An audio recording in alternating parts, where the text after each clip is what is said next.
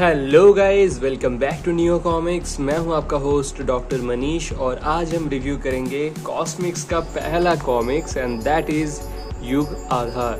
सो दोस्तों, कॉस्मिक्स is a new Indian comic book publisher. काफी पहले ही इस टाइटल का रिविलेशन हो चुका था but it was delayed indefinitely due to various circumstances, but finally after a really long wait we have Yugadhar in front of you guys. So ये series का नाम है युग रक्षक और उसका फर्स्ट इंस्टॉलमेंट का नाम है युग आधार, यानी कि this is the first issue of the series और यही है कॉस्मिक्स का पहला लॉन्च। अगर जॉनरा का बात किया जाए तो it mostly belongs to the fantasy genre. There are demons, there are kings and there are super human beings. So ये है इनका front covers. This is the front cover of the Hindi edition और ये है इंग्लिश का main cover. Let's have a look at the back. So यहाँ पर एक ब्रीफ प्लॉट सिनॉप्सिस दिया गया है। Yug Aadhar presents the magical and celestial world of Yug Rakshak. It has Nisachars, powerful kings and queens, the powerful Yug Rakshaks, and vicious monsters. Get ready, you are about to witness the battle of Vajrasar, when the greatest turned evil. Accept this book and this will take you into realm of Yug Rakshak. So yeah, that's basically the plot synopsis to give you guys an idea about what this book is all about. इसमें total 32 pages का content आपको मिलेगा और इसका MRP है ₹199। कहानी का शुरुआत होता है कुछ निशाचरों के साथ जो कुछ पाप कर्म में लिप्त होते हैं and then there is a sharp transition to a battlefield जहां पर एक महासंग्राम हो रहा है।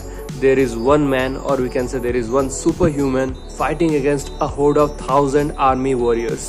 विजेता कौन होता है, विजेता को जीत कैसे हासिल होता है, ये जो महायुद्ध है, ये जो बैटल है, ये किस लिए लड़ा जा रहा है, ये सब जानने के लिए आपको पढ़ना पड़ेगा Yugadhar. Now let's take a look at the creators. So here they are. यहाँ पर स्पेशल थैंक्स में you can see the mention of your boy doctor Manish Mandal. All I provided were some advices and experiences and they were kind enough to acknowledge my contributions. So yeah, there we go. So guys, this is how the artwork looks like. Pages glossy में है। ये रहा वो निशाचरों का पाप कर्म। यहाँ पर वो बैटलफील्ड का सीन है, महायुद्ध हो रहा है।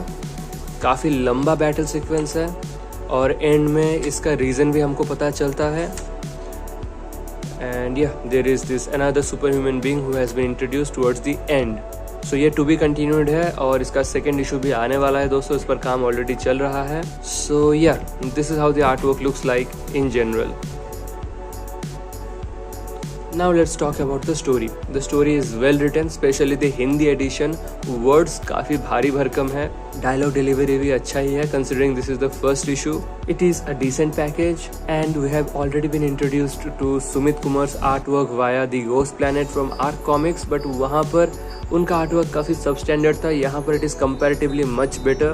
The coloring has been well done and overall it looks decent. Now let's talk about the cons.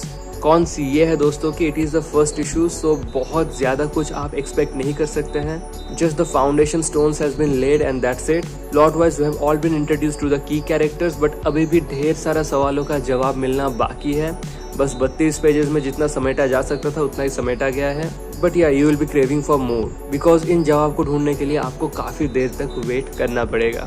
Second, there is this sharp transition I was talking about, जो कि निशाचर वाला सीक्वेंस के बाद यहाँ से अचानक हम बैटलफील्ड में चले जाते हैं but without any prior introduction. So you will be feeling कि हाँ मैं एक सीक्वेंस में पढ़ रहा था बट अचानक निशाचर्स are not there any more and then there is this army.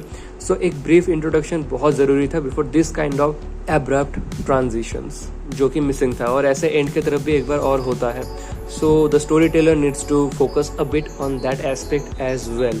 Now for this English editions there were some translators but इसका editing और proofreading काफ़ी lousy तरीके से किया गया है जिसकी वजह से there are a bunch of mistakes here and there, some spelling mistakes, some grammatical errors and अगर हम translation का बात किया जाए the dialogues are not as impactful in this one as it is in the Hindi edition and that is my personal opinion. If you think otherwise feel free to share your experience and your remarks in the comment section.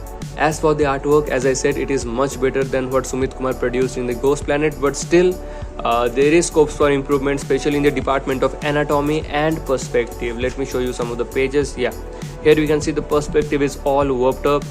It's not impeccable at all. यहाँ पर आप देख सकते हैं the size and everything. There is some work that needs to be done. Detailings काफ़ी है, but it looks a bit rash.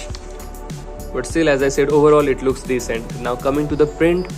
काफ़ी जगहों में बहुत ही डार्क प्रिंट हो चुका है, जिसकी वजह से डिटेलिंग्स बिल्कुल भी ठीक से नहीं दिख रहा है। जैसे कि यहाँ पर let me cross check it with the Hindi edition कि वहाँ पर भी ऐसा है कि नहीं। जी हाँ दोस्तों, हिंदी में भी आप देख सकते हैं कि हद से ज़्यादा डीप हुआ है यहाँ पर प्रिंटिंग, कॉन्ट्रास्ट बहुत ज़्यादा है, जिसकी वजह से क्लियरली हम पूरा आर्टवर्क को विजुअलाइज नहीं कर सकते हैं। सो ऐसा एक इनकन्सिस्टेंसी है प्रिंटिंग में, which I hope will be rectified in the future issues. So yeah, basically that was my review of the overall plot and artwork and overall print and build quality. Staple binding है, 32 pages में spine बनाकर कोई फ़ायदा भी नहीं है। So yeah, no complaints there. Pages are in gloss.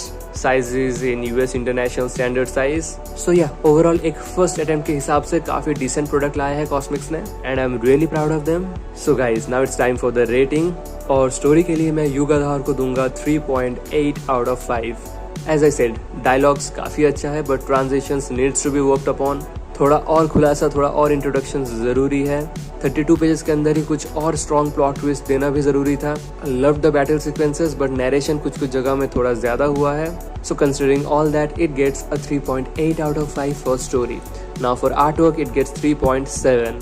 As I said, anatomy needs some work. Detailings है but the strokes that has been used are a bit rough. थोड़ा और फाइन और थोड़ा और ल्यूक्रेटिव होना जरूरी है। The colours have been really well done. You know, a good colourist can really enhance the artwork of an artist. अगर artist का काम एवरेज है या फिर slightly above average, a colourist can make it look really appealing. वो चीज़ युगाधार के साथ हुआ है काफ़ी हद तक, और युगाधार में सुमित कुमार का आर्टवर्क मुझे काफ़ी अच्छा लगा एंड आई विश कि he will improve in the upcoming issues. So yeah, story के लिए 3.8, आर्टवर्क के लिए 3.7, Yugadhar gets 7.5 out of 10। First attempt के हिसाब से डिसेंट है बट क्या ये सीरीज एक मस्ट रीड में गिना जाएगा ये तो वक्त ही बताएगा। But yes, if you want to support a new Indian publisher who actually needs all your love and support, you should definitely try this comic book. I have shared all my input with the publisher and now that this review is out, so I hope कि जो भी खामियां इस issue में है वो अगले issues में कवर अप काफ़ी हद तक किया जाएगा। So I wish Cosmics all the best. नीचे डिस्क्रिप्शन में आपको लिंक मिल जाएगा इस इशू को खरीदने का। You have 2 language options, so choose according to your preference. And with that being said, I'll wrap up today's video here. Hope you liked it, और अगर पसंद आया तो कीजिए इस वीडियो को लाइक, शेयर एंड चैनल को सब्सक्राइब। मिलता हूँ मैं आप सबसे अगले वीडियो में, तब तक के लिए टेक केयर, बाय बाय।